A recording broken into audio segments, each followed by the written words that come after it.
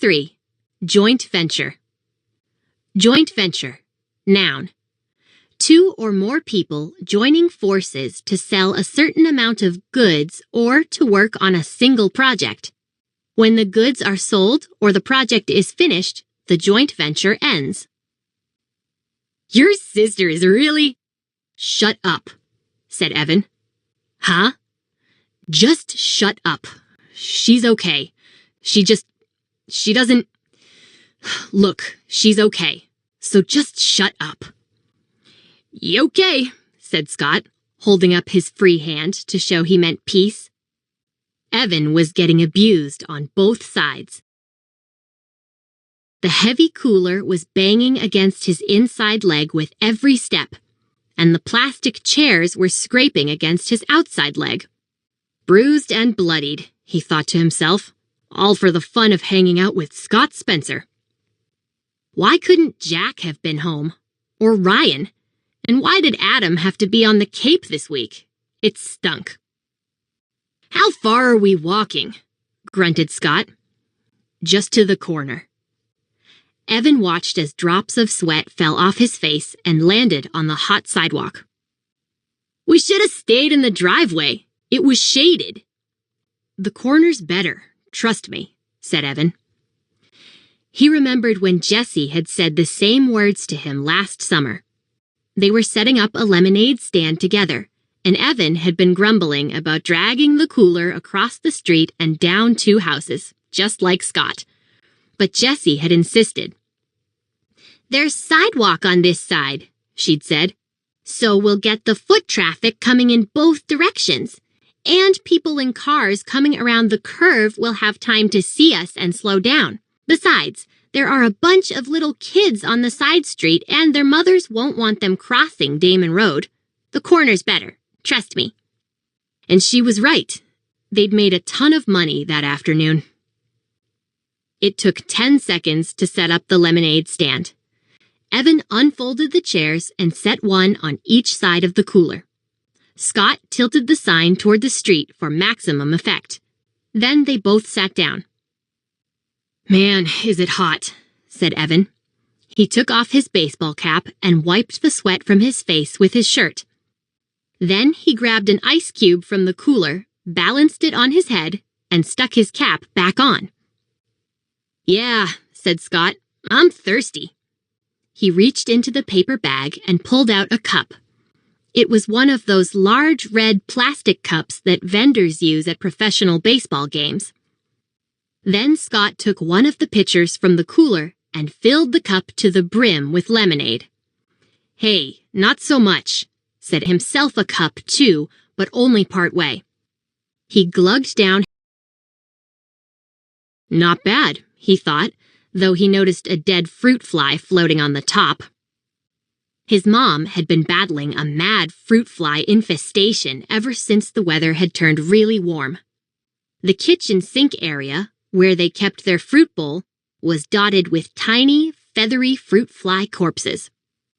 Scott drained his cup and tossed it on the ground. Ah, he said, satisfied. That was good. I'm gonna have another. Evan reached for the trashed cup and stowed it under his seat. Nah, come on, Scott. You're gonna drink all our profits if you do that. He stretched his legs out by putting his feet on top of the cooler. Just chill. I'm gonna chill by having another cup, said Scott. There it was, that mean bite in Scott's voice. Evan's shoulders tensed up. Move your feet, said Scott. It's hot out here. Dude, you're... Evan sat up expectantly and looked down the street. Hey, here comes our first customer. A mother pushing a double stroller came into view. At the same time, one of the kindergartners from down the street rode her bike up, noticed the sign, and quickly pedaled back to her house. Within 5 minutes, there was a small crowd of neighborhood kids and pedestrians buying lemonade from the stand. Evan let Scott handle all the money while he took care of the pouring and the sweet talk. That's what his mother called it when a salesperson chatted her up. Trust me, she had once told Evan and Jessie. Buying something is only half about getting something. The other half is all about human contact. Mrs. Tresky knew about these things because she was a public relations consultant. She'd even written a booklet called 10 Bright Ideas to Light Up Your Sales for one of her clients. And Evan was like her. He was good at talking with people, even grown-ups. It was easy for him. So he kept the conversation flowing, along with the lemonade. People hung around. Most of them bought a second cup before they left. Evan was so busy, he almost didn't notice Jessie flying out of the garage on her bike and riding down the street toward town. Good riddance, he thought, but at the same time he wondered where she was going. During a lull in business, Evan walked all around the stand, picking up discarded plastic cups. Scott sat in his chair, jingling the coins in his pocket. "Man, we are going to be so rich," said Scott. "I bet we made $5 already. I bet we made 10. How much you think we made?" Evan shrugged. He looked at the stack of used cups in his hand and counted the rims. 14. They'd sold 14 cups so far, and each cup of lemonade cost 50 cents. Evan heard Mrs. DeFazio's voice in his car. Mrs. DeFazio had been his third-grade teacher, and she'd done everything she could to help Evan with his math. If 1 cup of lemonade sells for 50 cents and you sell 14 cups of lemonade, how much money have you made?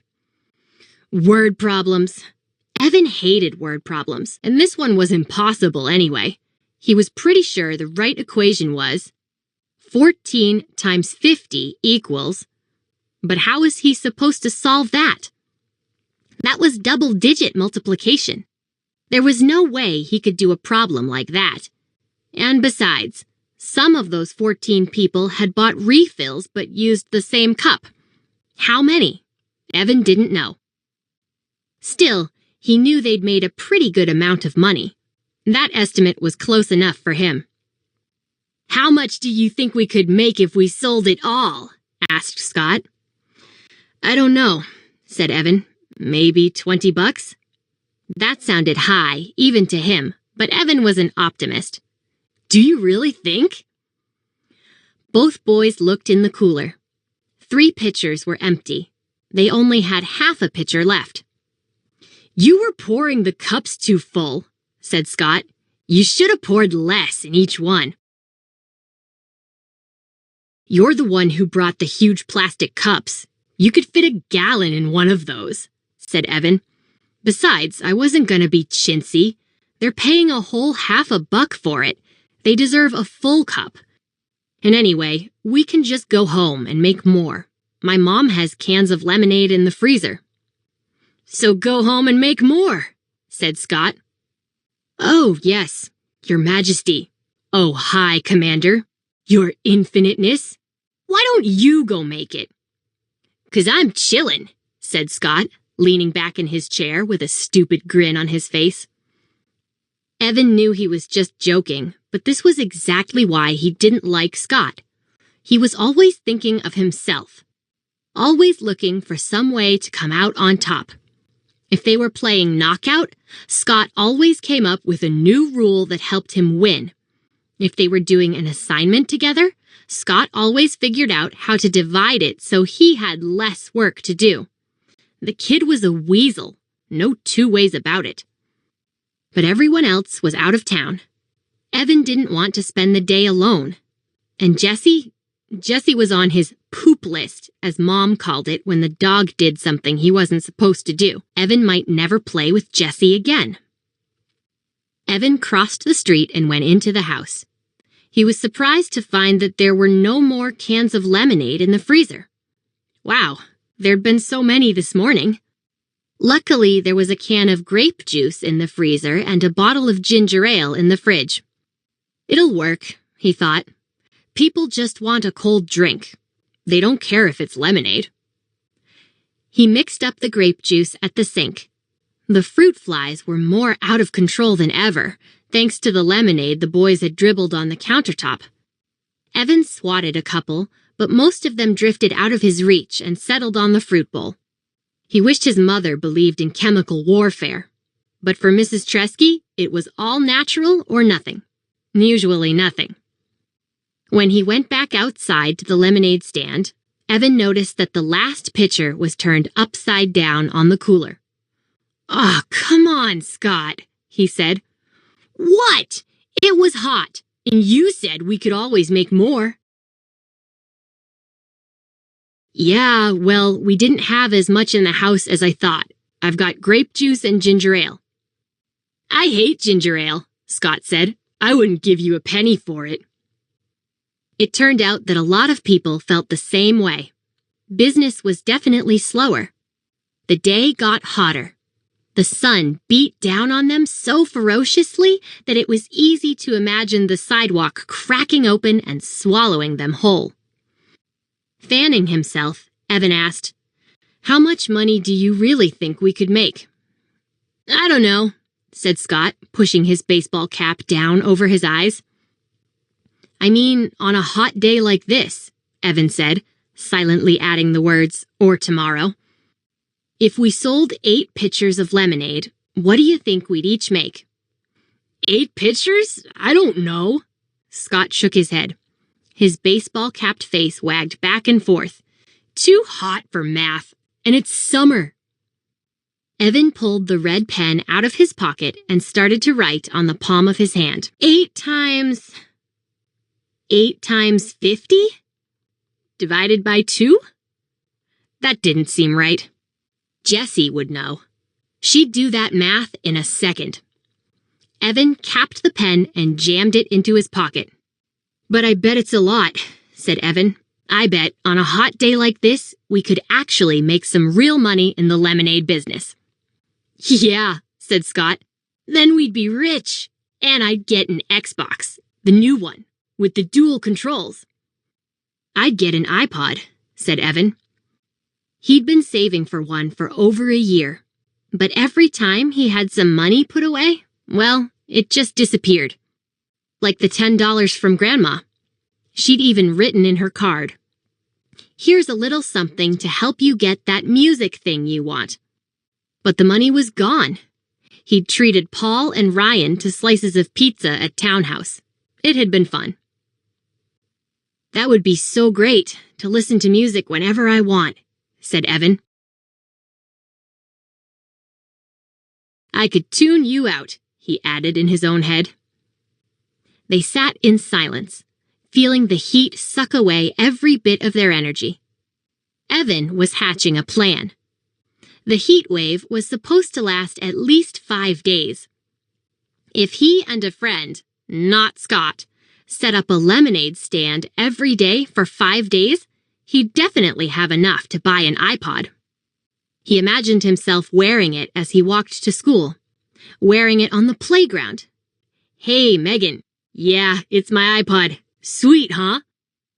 Wearing it in class when the teacher droned on about fractions and percents. Nah, but it would be so cool. At least there would be one thing that didn't totally stink about going back to school. After 2 hours, they decided to call it quits. Sales had dropped off, fast, and then stopped altogether. "Hey, did you notice something?" asked Evan, stacking the chairs. "What?" said Scott. "When we started the stand, most of our business came from that direction." He pointed down the street toward the curve in the road. "But after an hour, not one person who walked past us from that direction bought a cup, not one. They all said no thanks and kept on walking. Why do you think?" "Dunno," said Scott. "Boy, you're a real go-getter," said Evan. "You know that?" Scott socked him in the chest, but Evan defended and knocked Scott's cap off. While Scott was scrambling for his hat, Evan said, "Just hang here for a minute, okay?" and set off down the street. As soon as he rounded the curve, he knew why business had fallen off so badly. There was Jessie and Megan Moriarty from his class. They were standing inside a wooden booth, and their sign said it all. "Lemonade. Frosty. Delicious. Thirst-quenching. Wow, only 50 cents per cup. By the looks of it, their business was booming. Evan watched as Jesse accepted a fistful of dollar bills from a mother surrounded by kids. At that moment, Jesse looked up and saw him. Evan had a weird feeling, like he'd been caught cheating on a test. He wanted to run and hide somewhere. Instead, he froze. What would Jesse do? Evan couldn't believe it. She sneered at him. She cocked her head to the side and gave him this little, "I'm so much better than you" smile. And then, she waved the money in her hand at him. She waved it, as if to say, "Look how much we've made selling lemonade. Bet you can't beat that." Evan turned on his heel and walked away. Behind him, he could hear Megan Moriarty laughing at him, clear as a bell.